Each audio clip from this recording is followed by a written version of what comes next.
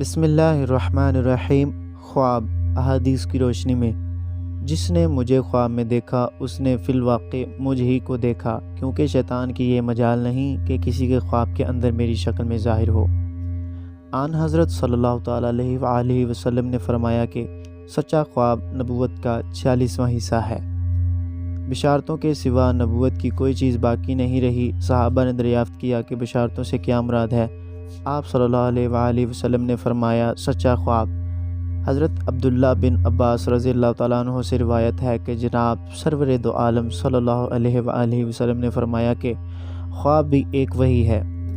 حضرت ابو ہریرہ رضی اللہ تعالیٰ عنہ فرماتے ہیں کہ جب رسول اللہ صلی اللہ تعالیٰ علیہ وآلہ وسلم بیمار ہوئے تو صحابہ کرام غمگین ہو کر حاضر خدمت ہوئے اور عرض کیا کہ آپ ہم کو خیر مطلع فرمایا کرتے تھے، اگر خدا نخواستہ آپ کی اجل پہنچی تو ہم کو کون مطلع کیا کرے گا، اور دینی و دنیاوی امور کی خیر و بلائی ہمیں کس طرح معلوم ہوا کرے گی؟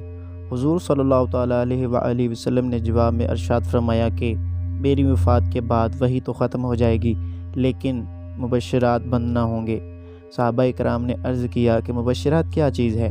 حضور صلی اللہ تعالیٰ علیہ وآلہ وسلم نے فرمایا کہ مبشرات وہ اچھے خواب ہیں جو نیک بندوں کو دکھائی دیتے ہیں۔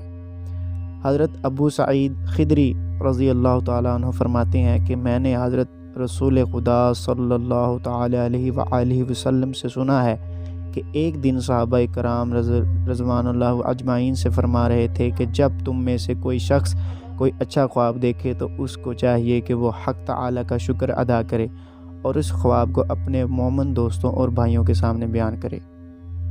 ناظرین، مزید اس طرح کی اسلامک ویڈیوز دیکھنے کے لیے ہمارا چینل سبسکرائب کریں تاکہ ہماری ہر نئی ویڈیوز آپ تک پہنچ سکے۔ شکریہ۔